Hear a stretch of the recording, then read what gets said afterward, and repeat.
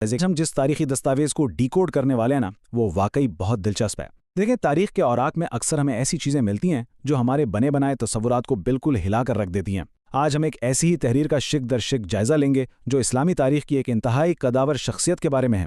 मकसद सिर्फ ये है कि हम इस दस्तावेज को खोलें और गैर जानिबदारी से देखें कि आखिर इसमें क्या दलाइल पेश किए गए हैं।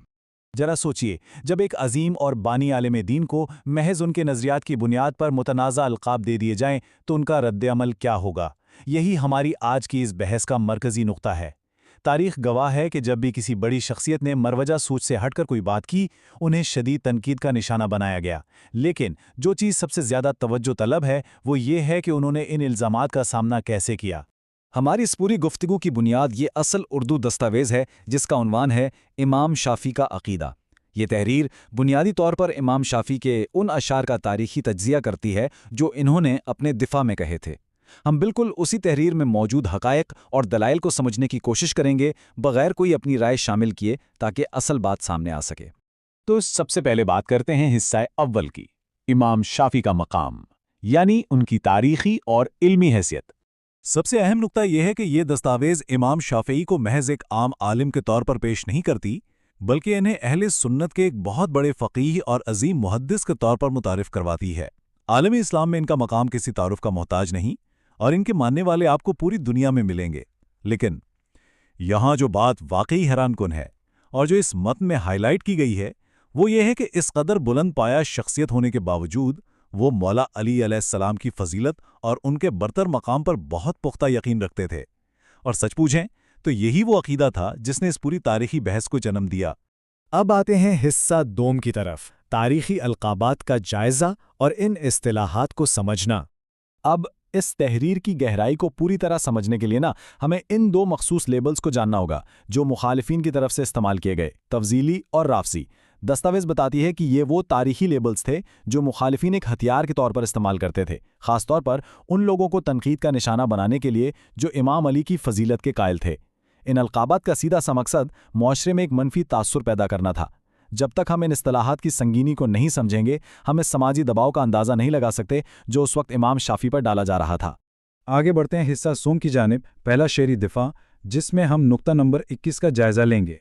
दस्तावेज़ के नुक्ता नंबर 21 में दीवाने इमाम शाफ़ी और अल-सवाइक़ अल-मुहर्रक़ा के हवाले से इमाम शाफ़ी का एक बहुत ही ज़बरदस्त कौल दर्ज है। वो फरमाते हैं, जब हमने ये कहा कि अली इब्न अबी तालिब अलैहिस्सलाम सबसे अफजल हैं तो जाहिल लोग कहने लगे कि हम तफजीली और रावजी हो गए हैं। ये अल्फाज बराह रास्त उस शदीद कशमकश की अक्कासी कर रहे हैं जो उनके पुख्ता अकीदे और माशरे के तल्ख़ रद्द अमल के दरमियान चल रही थी। ये तकाबली जायज़ा सारी सूरत हाल को शीशे की तरह साफ कर देता है।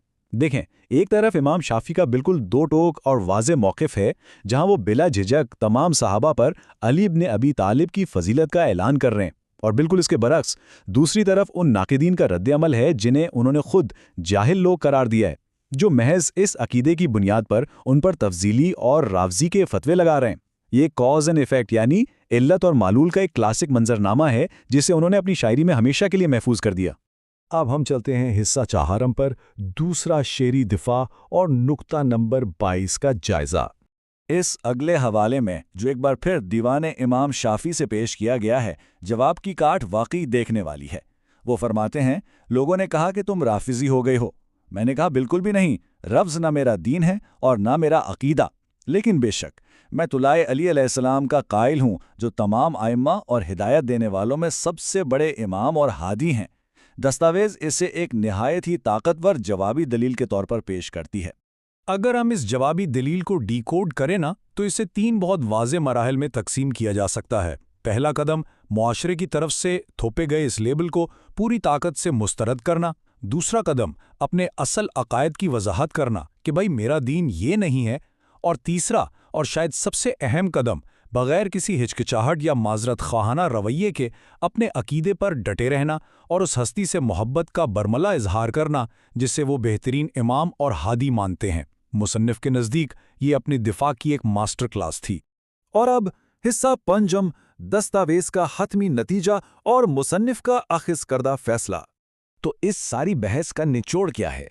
मुसन्निफ के मुताबिक ये अशार इस बात का कतई सबूत हैं कि इमाम शाफ़ी का अक़ीदा مولا علی کی مطلق فضیلت پر مبنی تھا۔ اب یہاں دستاویز ایک بہت بڑا سوال اٹھاتی ہے۔ اگر امام شافعی جیسا بڑا عالم یہ عقیدہ رکھتا تھا تو کیا اس کا مطلب یہ ہوا کہ وہ اہل سنت سے خارج ہو گئے تھے؟ بالکل نہیں، اور اسی بنیاد پر اس تحریر کا اختتام آج کے دور کے کچھ علماء پر ایک سخت تنقید کے ساتھ ہوتا ہے، یہ دعویٰ کرتے ہوئے کہ جو لوگ اس تاریخی موقف پر تنقید کرتے ہیں اصل میں وہ خود راستے سے بھٹک گئے ہیں۔ مطلب یہ دستاویز تاریخی حوالوں کو استعمال کرتے ہوئے سیدھا آج کی مذہبی حد بندیوں پر سوالیہ نشان لگا رہی ہے۔ اور بالکل آخر میں یہ دستاویز پڑھنے والوں کے سامنے ایک انتہائی فیصلہ کون سوال رکھتی ہے، تو پھر ہم کن کی مانیں؟ ان آج کے مولویوں کی یا ائمہ حق کی بات مانیں؟ مصنف کا یہ بیانیہ بہت واضح طور پر لوگوں کو دعوت فکر دے رہا ہے کہ وہ خود فیصلہ کریں کہ آج کی آراء کو اہمیت دینی ہے یا گزرے وقتوں کی ان عظیم علمی شخصیات کے مستند فیصلوں کو۔ تو اس سارے تجزیے کو سمیٹتے ہوئے جو بات ہمیں اپنے ساتھ لے کر جانی چاہیے وہ ایک بہت ہی وسیع تر فکری سوال ہے۔ ذرا سوچیں، جب تاریخ کی اتنی بڑی اور قداور شخصیات نے اپنے دور کے تنگ اور محدود لیبلز کو ماننے سے صاف انکار کر دیا تھا اور شدید تنقید اور دباؤ کے باوجود اپنے نظریات پر ڈٹے رہے، تو کیا اس حقیقت کو جاننے کے بعد آج کے دور میں ہمارے مسلکی اور فرقہ وارانہ رویوں میں کوئی تبدیلی آنی چاہیے؟ یہ ایک ایسا سوال ہے جو صرف ماضی کے دریچے نہیں کھولتا بلکہ ہمارے آج اور کل کو بھی ایک بالکل نئے زاویے سے دیکھنے کی دعوت دیتا ہے۔ یہ دستاویز ہمیں صرف ایک عقیدہ نہیں بتاتی بلکہ سوچنے کا ایک نیا انداز دے کر جاتی ہے۔